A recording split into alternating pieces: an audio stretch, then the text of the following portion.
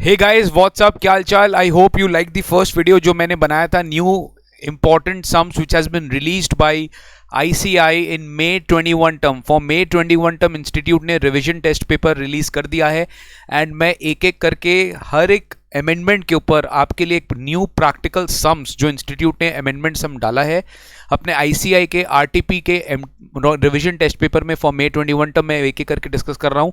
पहला video already आपके लिए ऑलरेडी डाल दिया गया है, दैट इज ICI का RTP May 21 का जो न्यू प्रैक्टिकल सम आया था for section 115 BAC, that has already been incorporated and उसके ऊपर मैंने डिटेल डिस्कशन वीडियो पूरा सोल्यूशन दे दिया। यूट्यूब चैनल पर प्लीज देख लेना।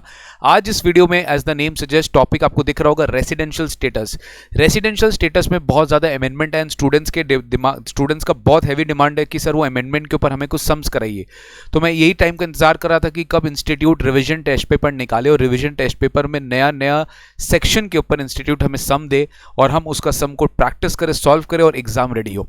तो today's video is dedicated for residential status and residential status के दो क्वेश्चन है जो रिवीजन टेस्ट पेपर में May 21 एडिशन में रिलीज किया इंस्टीट्यूट ने। तो चलिए फटाफट उससे डिस्कस करते हैं, रीड करते हैं और फिर उसका सोल्यूशन तक पहुंचते हैं। आई होप आपको ये वीडियो अच्छा लगेगा। अगर अच्छा लगेगा तो पक्का शेयर करना अपने सारे दोस्तों के साथ।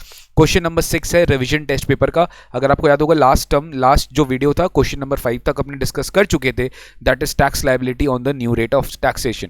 आज अपने इस वीडियो में डिस्कस करने जा रहे हैं रेसिडेंशियल स्टेटस का सवाल। तो पहला सवाल आपकी स्क्रीन पे ये रहा, mister Tejas an Indian citizen left India. Mister Tejas an Indian citizen left India permanently with his wife, left India permanently with his wife and 2 children for extending his retail trade business of toys in Canada in the year 2015।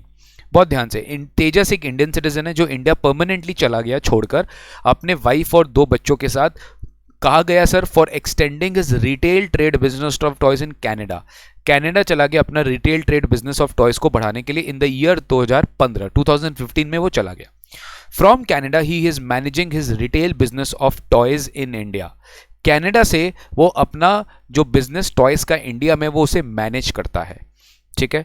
For the purpose his Indian business he visits India every year, very important, every year from 1 September to 31 January. वो हर साल Indian business के लिए India आता है 1 सितंबर से लेके 31 जनवरी के लिए। His business income is 23.5 lakhs and 18 lakhs from the retail trade business in Canada and in India respectively for the financial year 2021। मतलब ये बोलना चाह रहा है कि उसका जो बिजनेस इनकम है वो इंडिया के बाहर 23.5 लाख है और इंडिया में 18 लाख रुपीज वो रिटेल ट्रेड से कमा रहा है इंडिया में। तो सर बहुत इंपॉर्टेंट इन्फॉर्मेशन है ये। अभी मैं कुछ भी डिस्क्लोज नहीं करूंगा, अभी मैं क्वेश्चन पढ़ाऊं ताकि मैं भी आपके साथ आंसर डिस्कस कर सकूं।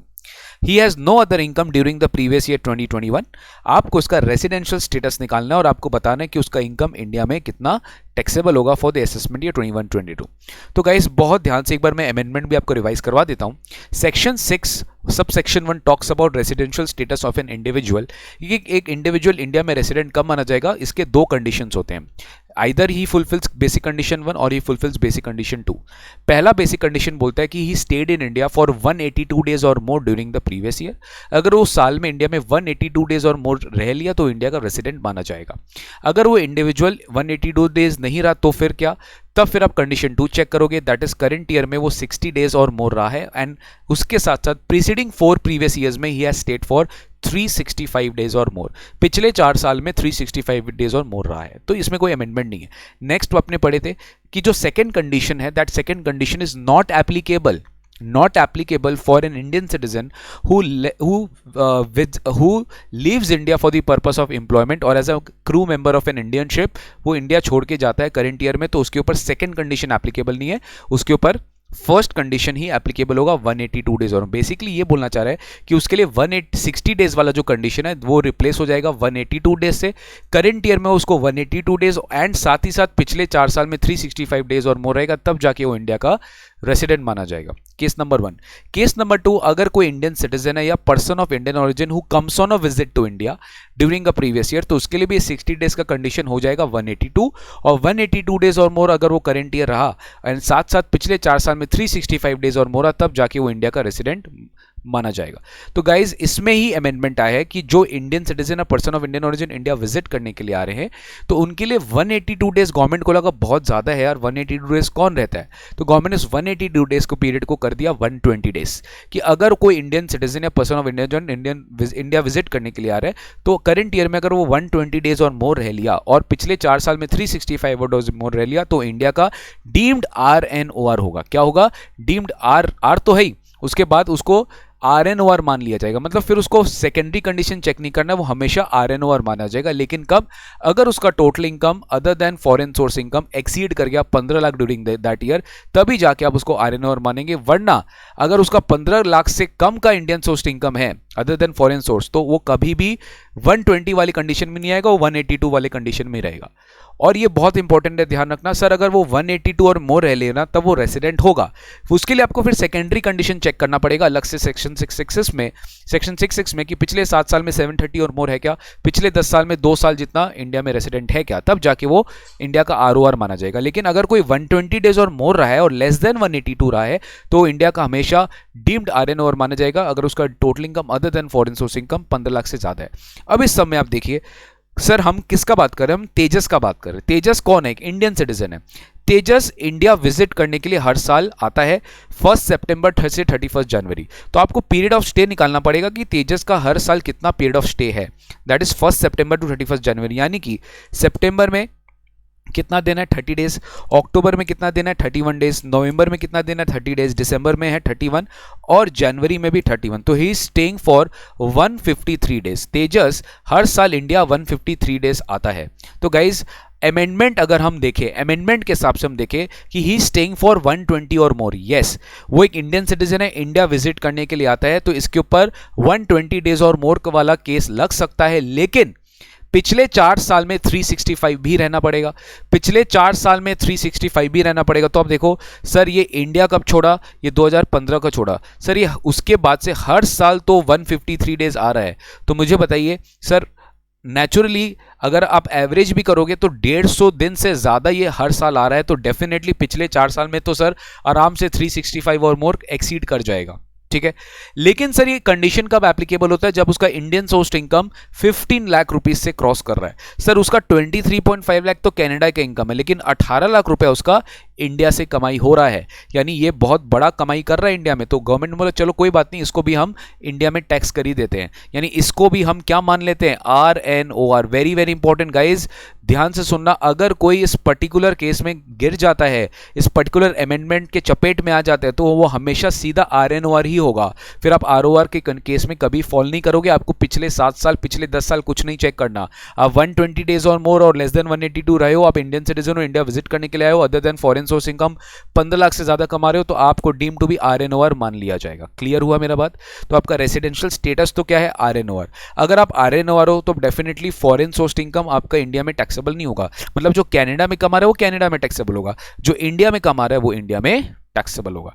तो in this case correct answer होगा RNOR और उसका 18 लाख रुपया इनकम इंडिया में टैक्सेबल होगा। तो देखिए सर, ROR तो है ही नहीं, NR तो है ही नहीं, हाँ RNOR है और 18 lakh rupees from Indian retail trade business would only भी टैक्सेबल। यस, और डीम रेसिडेंट का कॉन्सेप्ट एप्लीकेबल ही नहीं होगा, क्योंकि वो जब RNOR हो गया तो फिर डीम रेसिडेंट का कॉन्सेप्ट हम क्यों एप्लीकेबल करेंगे? तो करेक्ट आंसर होगा point number C। So I hope आपको ये अमेंडमेंट का रियल मायने में मतलब समझ में आया और आप बहुत कॉन्फिडेंट हो ICAI का RTP May 21 टर्म का फॉलो करने के बाद आप बहुत ज्यादा और कॉन्फिडेंट हो गए हो। तो चलो एक और सवाल आपको दिखाता हूं इसी RTP में, क्वेश्चन नंबर 11। RTP में क्वेश्चन नंबर 11 कल RTP आया है, यानी 15 या 16 मार्च को 16 मार्च को RTP है और आज 17 मार्च को मैं ये वीडियो रिकॉर्ड कर रहा हूं। बहुत ज्यादा आपके लिए चिंतित था कि कब RTP आए और कब मैं कैसे भी करके आप लोग के लिए सम्स प्रैक्टिस करवाऊं, नया नया अमेंडमेंट देखूं। तो मैं फटाफट कल रात को RTP आया, मैं कल रात को पूरा देखा, RTP देखा, सम्स छाटा और अकॉर्डिंगली आज मैं आपके सामने ये वीडियो पोस्ट कर रहा हूं। Mister Dhruv, a person of Indian origin, very good question. Mister Dhruv एक इंडियन ओरिजिन का पर्सन है और सिटीजन है कंट्री एक्स का, यानी कंट्री एक्स बोल रहा है यानी कोई फॉरेन कंट्री का होगा, बिकॉज इंडिया अगर बोल दिया अलग से तो कंट्री एक्स अलग से बोल रहे हैं, मतलब ये कोई दूसरे कंट्री का सिटीजन है बट ये है इंडियन ओरिजिन का पर्सन, मतलब इसके ग्रैंड पेरेंट्स या parents were born in undivided India, है ये इंडियन ओरिजिन का पर्सन बट ये है इंडिया का सिटीजन नहीं, ये सिटीजन किसका, कंट्री एक्स का है। और ये got married to miss Deepa, ये दीपा के साथ मैरिज कर लिया जो कि एक इंडियन सिटीजन है और कंट्री एक्स में रह रही है, मतलब जिस कंट्री में वो रह रहे हैं उसी कंट्री में दीपा रहती है, तभी तो शादी हो पाए, तभी तो दोनों एक दूसरे से मिल पाए। तो दीपा उसी कंट्री में रहती है और दीपा एक इंडियन सिटीजन है, दीपा एक इंडियन सिटीजन है, ध्रुव इंडियन सिटीजन नहीं।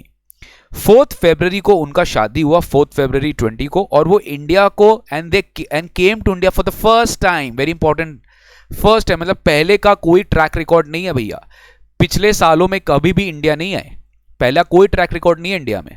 तो सर फर्स्ट टाइम वो 20 फरवरी 2020 को इंडिया आ रहे हैं, दोनों के दोनों शादी करने के बाद माता पिता का आशीर्वाद लेने के लिए आ रहे होंगे। ही लेफ्ट फॉर कंट्री एक्स।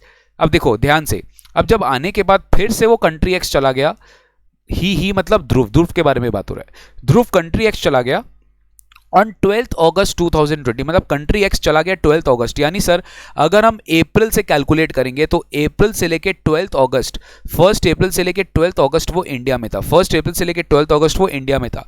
तो अप्रैल में 30 डेज, मई में 31 डेज, जून में 30 डेज, जुलाई में 31 डेज और अगस्त में 12 डेज, यानी सर वो इंडिया में 134 डेज करेंटली अभी तक रहा है, क्योंकि वो 12 अगस्त को तो इंडिया छोड़कर चला गया क्योंकि कंट्री एक्स चला गया, फिर वापस वो इंडिया आया अगेन ऑन 20 जनवरी 2021, मतलब करेंट ईयर में ही वो इंडिया आया, 31 मार्च 21 के पहले इंडिया में आ गया वो with his wife to spend some time with his parents in law for 30 days and thereafter return to country X on 18 February. Basically बोलना चाह रहे कि देखो 20 जनवरी को वो वापस आए इंडिया और वो 30 दिन तक इंडिया में था, अपना टाइम स्पेंड करना था भैया पेरेंट्स इन लॉ के साथ, तो कोई दिक्कत नहीं है, आप 30 और जोड़ दो, आप 30 और जोड़ दो। बोला थोड़ी ना कि स्टे एक बार में जितना करेंगे उतना ही कैलकुलेट होगा, पूरे साल भर जितना भी स्टे करिए, चाहे आप कंटिन्यूस पीरियड के लिए करिए चाहे आप नॉन कंटिन्यूस पीरियड के लिए, दोनों आपका पीरियड कैलकुलेट होने वाला है। सो इन दिस केस सर मेरा 154 डेज, मेरा 154 डेज इंडिया में क्या कितना स्टे हो गया साल में, 154 डेज मेरा इंडिया में कितना स्टे हो गया, 154 डेज, बहुत ध्यान से रखना, ठीक है। अब आपको स्टार्ट कर दिया बोलना कि he received following gift from his relatives, आया होगा तो डेफिनेटली गिफ्ट मिला होगा, फ्रेंड से भी गिफ्ट मिला, रिलेटिव से भी मिला, ऑफ हर वाइफ, मतलब वाइफ के फ्रेंड या रिलेटिव से उसको गिफ्ट मिला इस पर्टिकुलर साल में इंडिया में।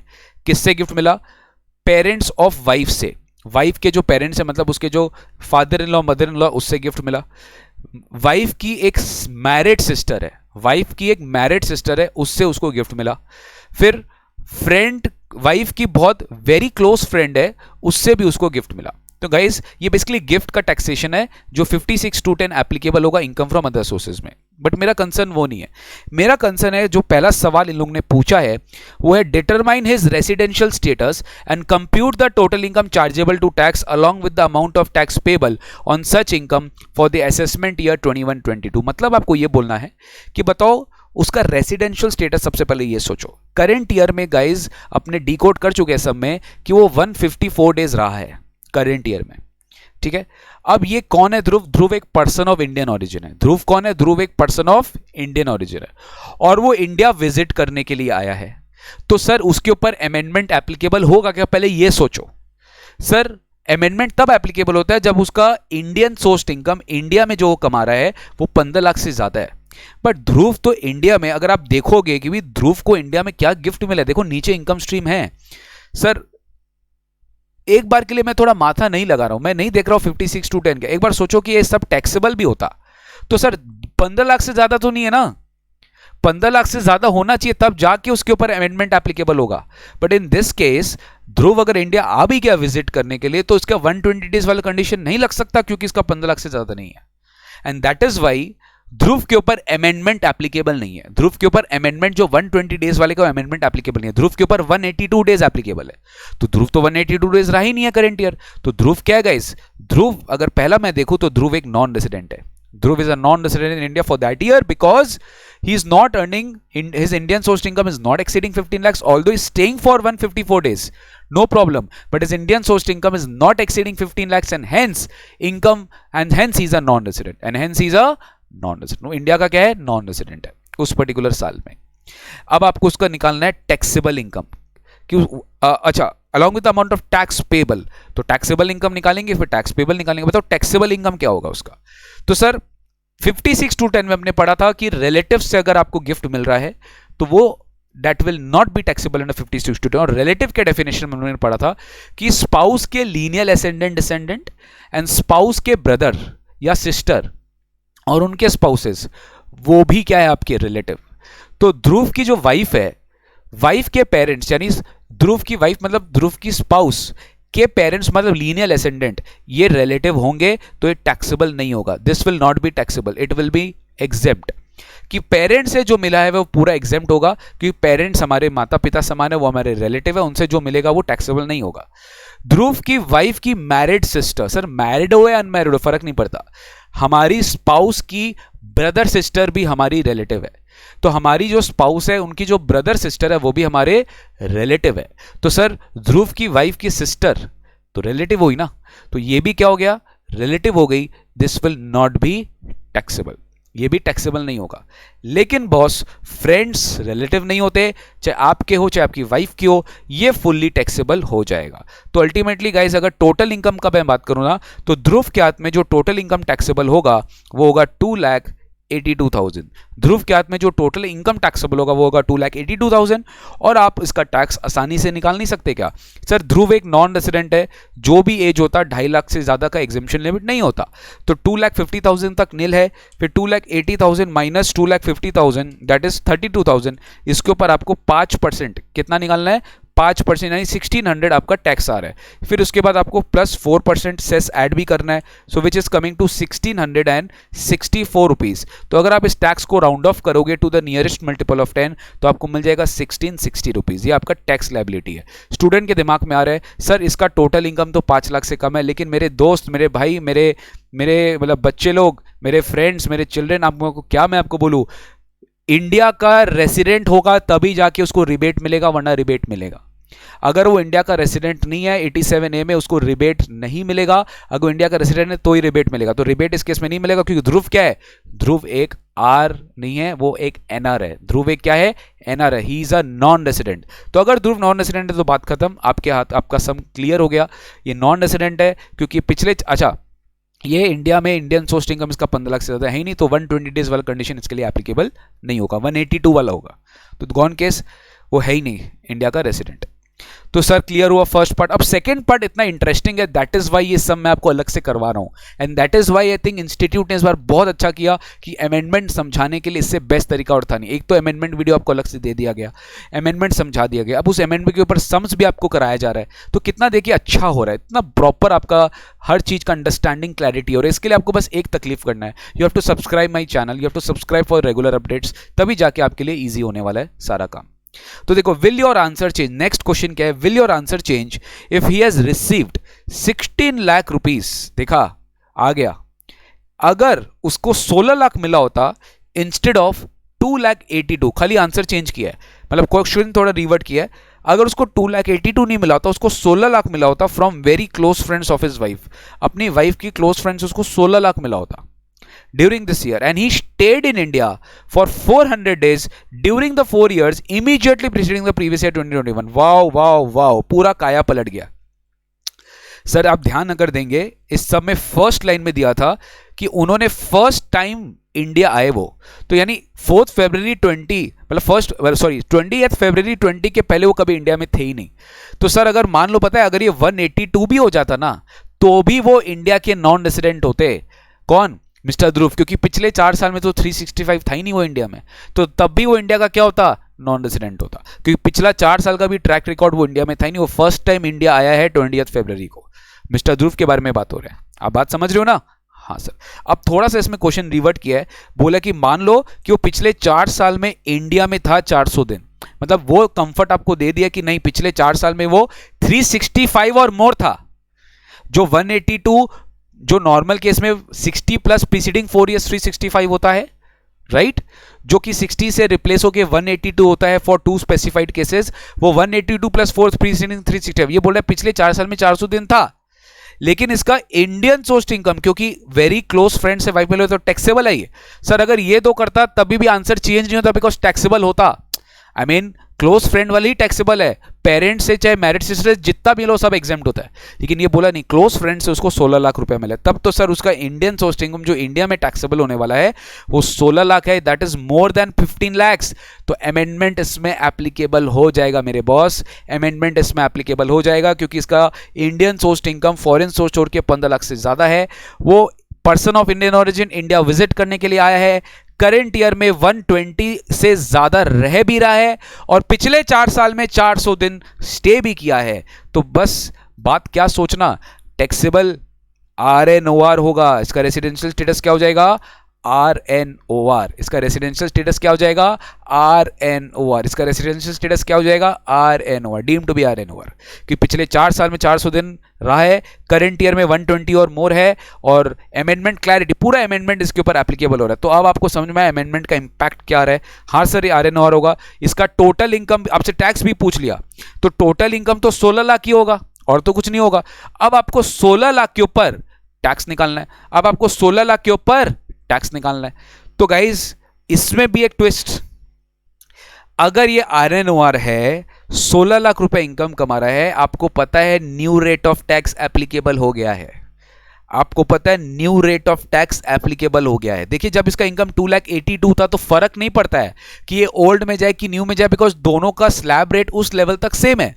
बट ये अगर 16 लाख इनकम कमा रहा है तो न्यू रेट ऑफ टैक्स फर्क पड़ता है sir, I tell you, I repeat, new rate of tax फर्क पड़ता है। तो इन दैट केस आपको करेक्टली बताना पड़ेगा दोनों ऑप्शन में कि अगर ये 16 लाख का इनकम में ओल्ड रेट में रहता है तो कितना टैक्स देगा, अगर ये 16 लाख का इनकम में न्यू रेट में टैक्स देता है तो कितना टैक्स देगा। तो whichever is lower he will always opt for that option where he is getting low tax. तो देखो अगर 16 लाख, अगर मैं कैलकुलेटर में करूं 16 लाख के ऊपर अगर ओल्ड रेट ऑफ टैक्स में आता है, ओल्ड रेट ऑफ टैक्स में आता है, तो ओल्ड रेट ऑफ टैक्स में 16 लाख सर मेरे दिमाग में एकदम फिट है। अप टू 10 लाख तो 1,12,500 होता है, अप टू 10 लाख तो 1,12,500 होता है।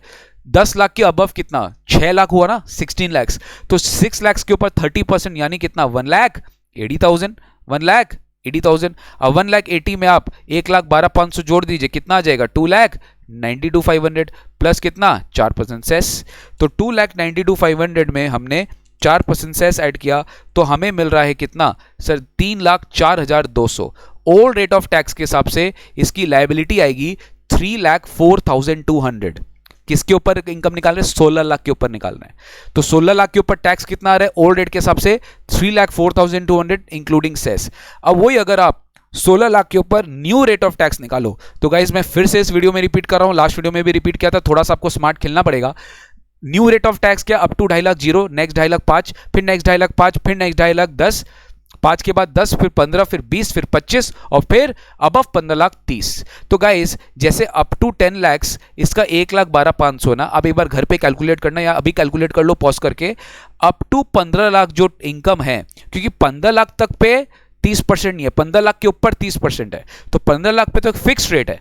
तो 15 लाख तक जो इनकम जो टैक्स आता है वो आता है 1,87,500। कितना आता है 1,87,500। इसके ऊपर आप देखो, आप जो एडिशनल 1 लाख रुपए कमा रहे हो, 15 लाख से ज्यादा आप 16 लाख कमा रहे हो, तो 15 लाख से एडिशनल जो आप 1 लाख कमा रहे हो उस 1 लाख पे 30%, यानी आपको 30,000 ऐड करना होगा, आपको 30,000 ऐड करना होगा। तो 1,87,500 प्लस वो 1 लाख पे 30% coming to 2,17,500। Oh my God sir ये तो मजा आ गया, न्यू रेट ऑफ टैक्स में तो फायदा मिल रहा है इसमें। यही तो बोला था मैं आपको कि everywhere new rate of tax will not be, ऐसा नहीं है कि वो बेनिफिशियल नहीं होगा, न्यू रेट ऑफ टैक्स भी गाइज बेनिफिशियल हो सकता है। तो देखिए इसमें न्यू रेट ऑफ टैक्स के हिसाब से हमारा 2,26,200 और ओल्ड रेट के हिसाब से हमारा 3,04,200। तो न्यू रेट ऑफ टैक्स के हिसाब से हमारा 2,26,200 और ओल्ड रेट ऑफ टैक्स के हिसाब से हमारा 3,04,200। आप डेफिनेटली न्यू रेट पे जाएंगे and you will exercise the option under 115 BAC where you will tell government कि नहीं भैया हमें न्यू रेट लेना है, न्यू रेट हमें फायदेमंद लग रहा है। तो गाइज यही मैं आपको समझाना चाह रहा हूं। देखिए यहाँ पे तो देखिए जो बैलेंस 10 लाख के ऊपर है ना, वो एक्सेस पे 30% लग रहा है, बट ये अप टू 15 लाख तक आप सेफ गार्डेड हो। यहाँ पे न्यू रेट इसलिए फायदेमंद हुआ, ये भी मैं आपको बता देता हूँ सर। न्यू रेट इसलिए क्योंकि यहाँ पे ये कोई ना तो डिडक्शन एग्जाम्प्ट, कोई डिडक्शन एग्जाम्पशन कुछ तो नहीं लिया है, तो उस केसेस में न्यू रेट हमेशा फायदेमंद होता है। जब आपको डिडक्शन एग्जाम्पशन के लिए एलिजिबल ही नहीं हो तो आपको फॉरगॉन क्या करना है, आपको तो फॉरगॉन नहीं करना है। फायदेमंद कब न्यू रेट नहीं होता है, जनरली आप ये सोचना जब आपने बहुत सारा डिडक्शन एग्जाम्पशन छोड़ के रखा है, उसके लिए आपका न्यू रेट के हिसाब से इनकम बहुत शूट अप कर जाएगा, तब आपके लिए बहुत ज्यादा नहीं फायदेमंद होगा न्यू रेट। हाँ, लेकिन आपका डिडक्शन एग्जाम्पशन बहुत ज्यादा एलिजिबल नहीं है तो डेफिनेटली आपके लिए न्यू रेट फायदेमंद होने वाला है। सो आई होप गाइज आपको समझ में आया। आज का वीडियो बहुत अमेंडमेंट पूरा डिस्कस किया मैंने, अमेंडमेंट भी डिस्कस कर लिए, उसके रिलेटेड सम्स भी डिस्कस कर लिए। So that's the best part of this channel and that's the best part why you should subscribe to this channel. Okay, thank you so much for watching this video. Share with your friends and एकदम cool down हो जाओ, relax हो जाओ। Amendment से related कोई भी doubts हो comment box में मुझसे पूछ लो, मैं I will be happy to reply at the earliest. Thank you so much. Coming session में आने वाला है सेक्शन 194N, नेक्स्ट सेशन होने वाला है 194N TDS on cash withdrawals exceeding 1 crore, जिस पे 2% TDS लगता है। इसके ऊपर भी भयंकर वाला अमेंडमेंट आया है कि पिछले 3 साल में आपका income tax return under section 139(1) जो एक्सपायर हो गया है टाइम लिमिट, आपने अगर रिटर्न फाइल नहीं किया है तो आपके ऊपर हायर TDS लगने वाला है। बहुत इंपॉर्टेंट अमेंडमेंट है सेक्शन 194N के ऊपर। अगर आपको वीडियो पूरा देखना है तो नेक्स्ट वीडियो के लिए वेट करिए और नेक्स्ट वीडियो मेरा जरूर देखना जो मैं 194N के ऊपर लेकर आने वाला हूं। Thank you guys, thank you so much. आज के लिए इतना। रेसिडेंशियल स्टेटस समाप्त होता है, उसका सारा अमेंडमेंट हमने डिस्कस कर लिया। एक और अमेंडमेंट है डीम रेसिडेंट का, वो ईजी है। अगर कोई इंडियन सिटीजन है, वही same other than foreign source income 15 lakh से ज्यादा है, तो इन दैट केस अगर वो कोई भी कंट्री का रेसिडेंट नहीं है बिकॉज ऑफ द डोमिसाइल और रेसिडेंस, तो वो इंडिया का डीम रेसिडेंट होगा और वो भी इंडिया का डीम्ड RNOR ही माना जाएगा। लेकिन अगर वो रेसिडेंट हो गया कोई भी कारण से अंडर 6(1), तो फिर ये वाला सेक्शन उसके लिए भी एप्लीकेबल नहीं होगा। ठीक है, so that's it. Thank you so much, take care, God bless you, bye bye, take care. फटाफट सब्सक्राइब करो और अच्छे से एग्जाम के लिए प्रिपरेशन करो। चलिए, बाय बाय।